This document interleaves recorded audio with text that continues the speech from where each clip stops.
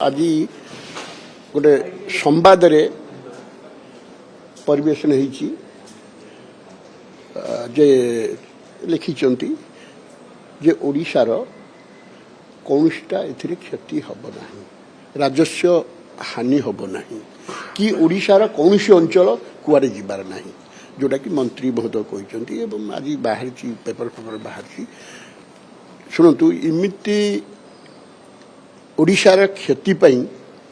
आम केबे बर्दाश्त करूँ क्षति हो आम केबे बर्दाश्त करूँ जदि कौटी किसी आम ओडिशार स्वार्थ प्रति किसी आसला एफेक्ट है निश्चित भाव आम